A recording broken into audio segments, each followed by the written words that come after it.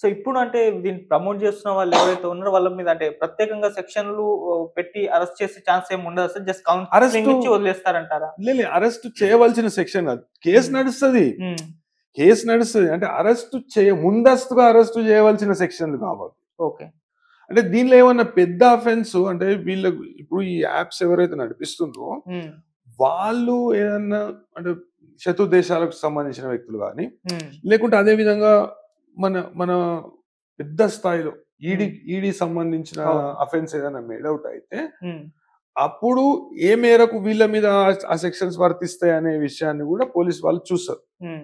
వీళ్ళని కూడా అంటే ఇప్పుడు డైరెక్ట్‌గా నేను ఆడిన నాకు నాకు రూ. 1000 పెడితే రూ. 1,00,000 వస్తుందంటే పూర్తి శాతం నువ్వు వాడు ఏది చెప్తే అది చెప్తున్నావు నువ్వు. హ్మ్. కాబట్టి నీకు ప్రత్యక్షంగా, పరోక్షంగా 2 విధాలుగా సంబంధం ఉంది. సంబంధం ఉన్నప్పుడు ఇప్పుడు పెట్టిన సెక్షన్‌లు మాత్రం హ్మ్. ఆహ్, 111 ఉన్నది. 111 అనేది organised crime May primary head of the offence అనేది అరెస్ట్ చేయవలసిందైతే దీనిలో అరెస్ట్ చేస్తాం. ఓకే. అయితే ప్రస్తుతం మాత్రం అరెస్ట్ చేసే సెక్షన్‌లయితే లేవు. హ్మ్. ఇక ముందు ఈడీ కూడా ఇన్వాల్వ్ అయింది కాబట్టి ఓకే. ఆహ్, 111 ఏమన్నా ఎస్టాబ్లిష్ అయితే అప్పుడు అరెస్ట్ చేస్తాం. ఓకే. నిన్న విచారణకు పిలిచారు. వాళ్ళు రాలేదు. కొంతమందొచ్చారు, కొంతమంది రాలేదు. విచారణకు రాకుంటే అరెస్ట్ చేసే అవకాశం ఏమన్నా ఉంటుందా సార్? ఉంటది. హ్మ్. ఉంటది. అంటే విచారణకు సరైన కారణాలు చూపెట్టకపోతే. ఓకే. విచారణకు రాకుంటే అరెస్టు చేయాలని ఏముండదు. హ్మ్.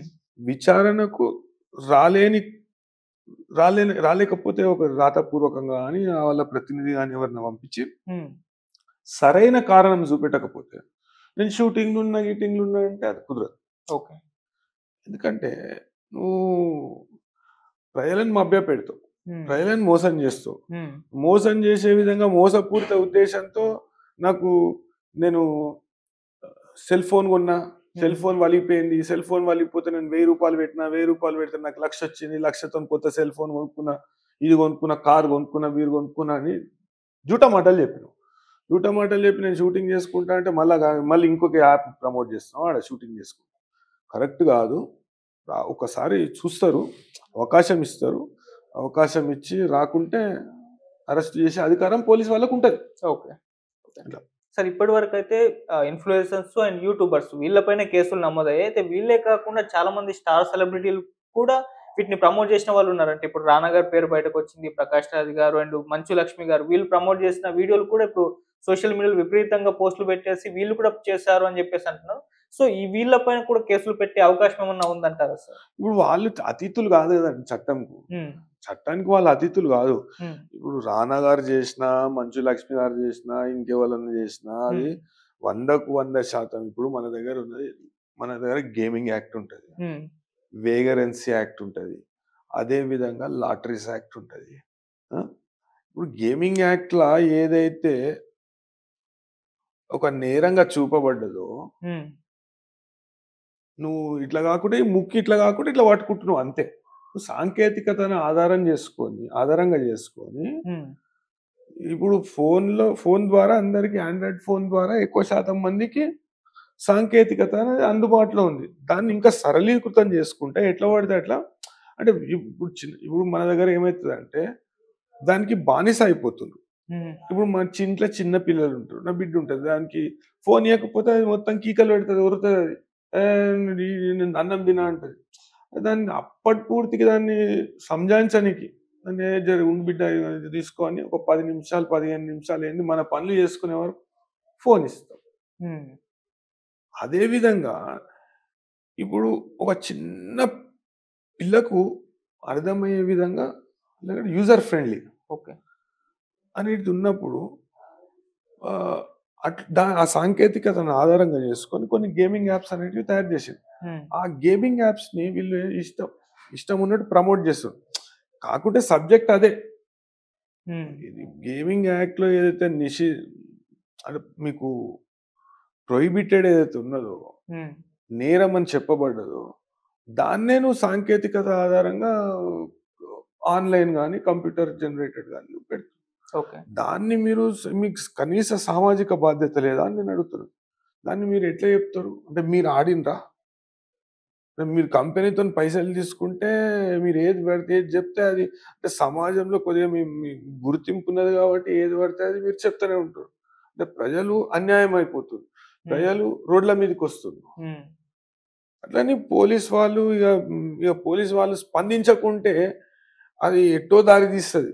ఓకే. వ్యవస్థ మీద నమ్మకం పోతది. హ్మ్. అదే దాన్ని అంటే సరైన టైంలో గుర్తించిన పోలీస్ వాళ్ళు కాకుండా మన ఫస్ట్ స్టేట్ కావచ్చు.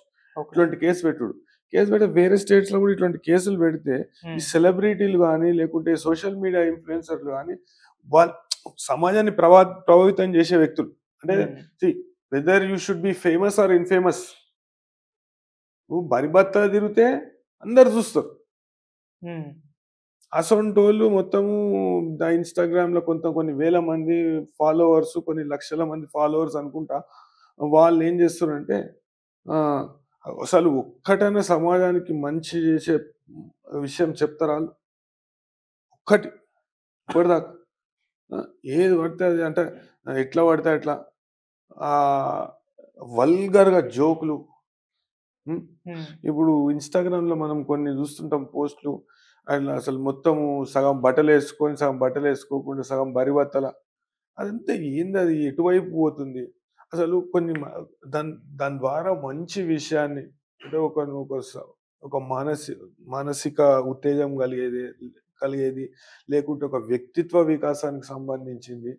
అసొంటి విషయాలు చెప్పి ప్రజలకు తీసుకొని ప్రజలకు కొంచెం మంచి చేద్దామనే ఆలోచన కాకుండా ఎట్లా పడితే అట్లా వాళ్ళు వాళ్ళ హద్దులు దాటి ప్రవర్తిస్తున్నారు. ఓకే.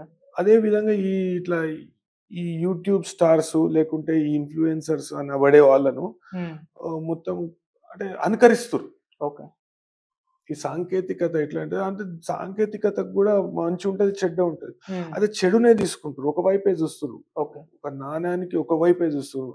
వేరే వైపు జూస్తలేరు. హ్మ్. వేరే వైపు జూస్తే దాంట్లో మంచి ఉంటది. అది కొద్దిగా కష్టంగా ఉంటది గానీ అది మంచి అది. హ్మ్. ఇది ఈజీగా అలవాటు జేసుకుంటది. ఇప్పుడు హ్మ్. ఒక వైట్ పేపర్ తీసుకొని వైట్ పేపర్ మీద ఒక ఒక బ్లాక్ ఇంక్‌తోని ఒక చిన్న చుక్క పెడతాం మనం. హ్మ్. వచ్చినోళ్ళందరూ ఆ చుక్కనే జూస్తరు. అంటే ఆ ఓకే. నల్లదనాన్ని, ఆ నలుపుని జూస్తారు గానీ, ఆ తెలుపు ఒక 99% 99.9% తెల్లగున్నదని అనడు ఎవడు. నల్లగున్నది దాని మీద చుక్కున్నది అంటాడు. అయితే దాన్నే ఆ నెగటివిటీని తీసుకుంటుర్రు పబ్లిక్. అయితే పోలీస్ వాళ్ళు తీసుకున్న చర్యలు చాలా అభినందనీయము. ఇదే విధంగా వీనెంబట ఇప్పుడు ఈడీ గూడా ఇన్వాల్వ్ అయింది గాబట్టి, ఆర్థిక నేరాలు గూడా పాల్పడుతుంది. సాంకేతికతను ఆధారంగా జేసుకొని, ఓకే. ఆర్థిక నేరాలకు గూడా పాల్పడుతుంది. హ్మ్. ఇప్పుడు రమ్మీ ఆడతారు. హ్మ్. మన దగ్గర గేమింగ్ అనేది బెట్టింగ్ అనేది ఇప్పుడు రమ్మీ గేమ్ ఆఫ్ స్కిల్. మీరు ఆడుకోవచ్చు. హ్మ్. కానీ దానిలో మీరు బెట్టింగ్ జేయగూడదు. ఓకే. రమ్మీ 3 కార్డ్స్ అనేది game of chance. Okay. Rummy అనేది సిండికేట్ అనేది గేమ్ ఆఫ్ స్కిల్. హ్మ్. అందులో పర్మ్యూటేషన్స్ ఉంటాయి, కాంబినేషన్స్ ఉంటాయి. ఇంకా అప్‌గ్రేడెడ్ వర్షన్ బ్రిడ్జ్ అని ఉంటది. ఓకే. ఈడ అడ్డమైన క్లబ్బులన్నీ తీసి పెట్టిర్రు ఇంతకుముందు 2015లో కేసీఆర్ గారు బంద్ చేపిచ్చిర్రు. 2015 16 కంట్రీ క్లబ్ మీదకెళ్ళి దుంకి ఒకాయన ఆత్మహత్య చేసుకుండు.